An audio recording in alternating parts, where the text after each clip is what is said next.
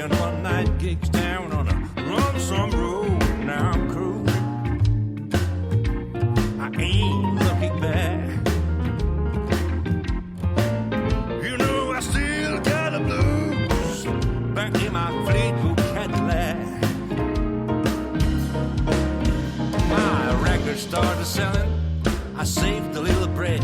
I bought myself a Fleetwood painted lipstick red. Now I'm cruising, and I ain't looking back. You know I still got the blues back in my Fleetwood Cadillac. Cadillac's a fine car, they got everything you need. Built just like my baby, built for comfort, not for speed. I'm cruising, I ain't looking back. You know I still got the blues back in my Fleetwood Cadillac. Oh, hit me.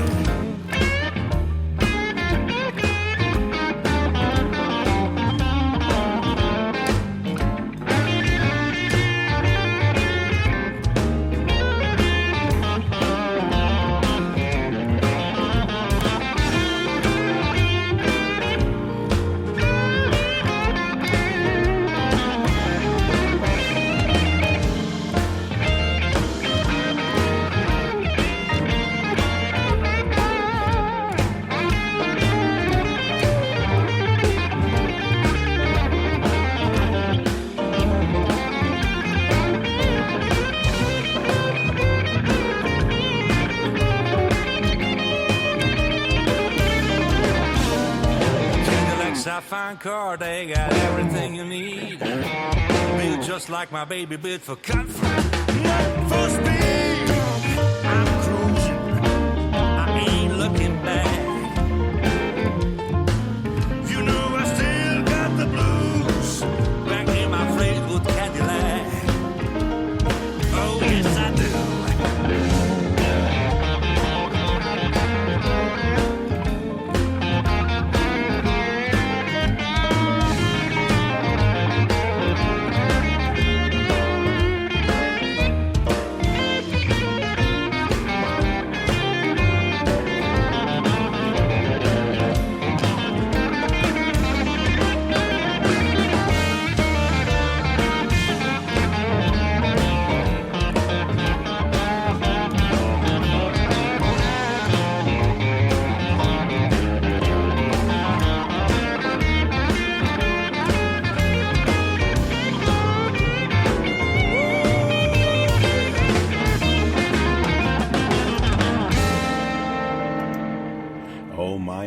Happy Saturday morning, 9:10 a.m. Central Time, but we are really broadcasting worldwide today in Romania.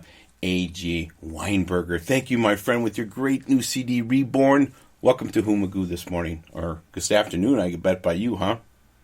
Oh, hi, Tom. Thanks for having me, and I really appreciate your interest and support for this kind of music.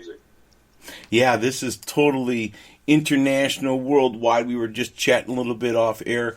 Where you come from, music is in your roots, in the trade, in the, everywhere. Tell us a little bit about your background, AJ, and everything that's been happening in your great world. Well, I'm just a simple guy from a relatively small town. Nowadays, my hometown, which is Oradea, which is on the western border of Romania. It's about 200,000 inhabitants. It's an 1,100 years old city. With a very serious citadel in the middle of it, and a lot of stuff went on, throughout the history. Yeah. A lot of wars, a lot of commercial routes, a lot of cultural influences, of course. And Turks came down and overthrown the city for a couple of 100 years. Then the Austrian came and implemented their own rigorous administrative system, which is actually, thanks for that, my hometown is a very logically built urban conglomerate these days. And actually, I was a happy kid, man. So despite the fact that we were belonging to a communist regime, but being so far westbound from the capital, nothing really bothered us, telling you the truth. In my childhood, I was part of an illegal network of vinyl record smuggling and anti-baby pills and the blue jeans smuggling network. And actually, I made some money out of it. And this is how I get into this type of music, because I had to keep all those vinyl records, which I could not sell. Mm-hmm. And my first record, what I had to keep, was the Spectrum of Billy Cobham. And that guitar player of that album, Tommy Bolin, actually turned me into this direction musically. Tommy Bolin, that is exactly a name. Yeah. That's a blast from the past. And Tommy Bolin, yes, he had a great, I forget the name of the album that he had in high school in the 70s. Yeah, and I do, rest in peace, I believe. He did pass away. Is that not correct? Yeah. Yeah, and, and just thinking of cultures in the world and everything, we have these things going on around us, governments and that, but it always breaks down to the family, the music, what's locally around you. And I'm sure all the experience, all the cultures, in America we have the blues and stuff, and then you heard that over by you, and you wanted to bring that through vinyl. I remember hearing about that through the communist regime. That was one of the ways to break down barriers to music. Actually, I remember when I woke up from my 4-day coma, out of meningitis. I get this meningitis when I was 10. And I told my mom, I want to be a rock and roll guitar player. And that's it. This is what I try to be ever since, day by day. And I was very conscious, searching and looking for information and the music and everything what I can put my hands on in this regard. And this is how I develop my knowledge, my content, and my ethics, if I may say so, because it should come with a type of ethic, this type of musical approach, I guess. All right, because you're just crossing all different cultural barriers and countries and things, and you knew we were talking about, before we went on air, you're a man of the world. Where you come from is on the Greenwich Mean Zero, you are the center of the trade routes, the old spice routes and the Silk Roads and all that. That came through where you're born, your family, your ancestors over there. Well, not exactly that particular area, but let's say in a 300 kilometers radius. Yeah. So, and it just happened for me to be born in that city. But my family, which you can trace back, let's say, almost 260 years, they came from the similar area, but about the 300 radius, 300 kilometers radius, which is about 250 miles radius. Right. Somehow. But actually, they have cooking. Yeah, so they do the same cooking and use the same components and the spices in the cook. So this is why I can tell you very precisely that my family is coming from the same area. Yeah. Now, growing up, what time you said it was guitar? I always like to talk about people, their influences. Instruments. Now, was that a struggle to find instruments and to create some? Did you kind of make some as your own? I mean, I remember when I was a kid, that's all part of the reason I'm doing this show. I can remember when I was 3 years old listening to the Beatles songs in a little 45. So music connects us all at some point when we were younger. Yeah. Actually, regarding instruments, it wasn't that difficult to find extremely high quality acoustic guitars in Romania, because maybe you don't know. We have in Romania, here in the middle of the country, the biggest instrument factory in Europe. Mm-hmm. And actually the Hofner guitars are made here, so they produce them here. Because they have a very long tradition.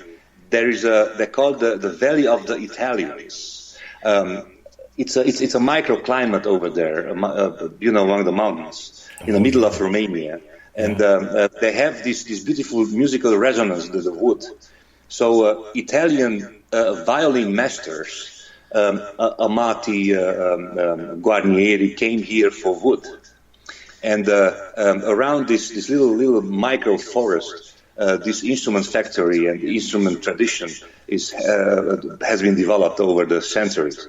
And nowadays we have a beautiful acoustic instrument factory. And this is how I got, because it was very handy to go to the music store and get acoustic guitar, which is honestly, I never had a better sounded acoustic guitar ever. And I had a few huge brands here in my collection, but none of them was so warm and so silky that Amarillo guitar, because that was the name of it. And so instrument-wise, it wasn't that difficult. What we found difficult, the electric guitars was difficult to get, and also the strings for it, and the speakers for the cabinets. So this is not a story. We had to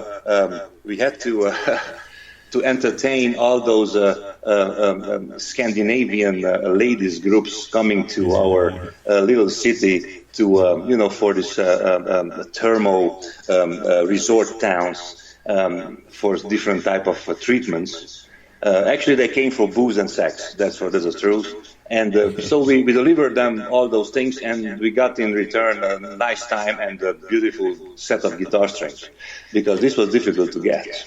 Oh my, that's amazing. That's a great story. And as you were talking, I was thinking about, talking about of course, the violins and all that, the instruments from Austria, that is where it comes from, your neck of the woods, all the great instruments through all the time.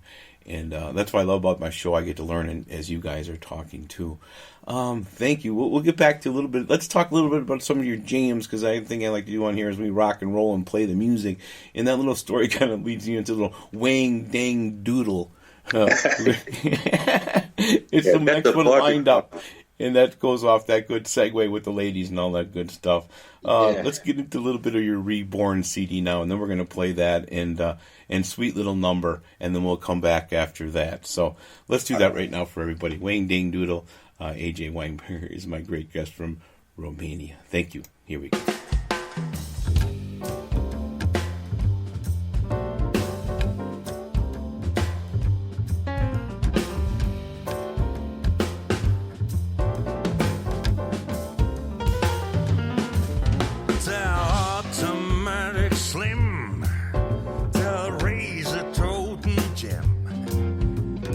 Watching that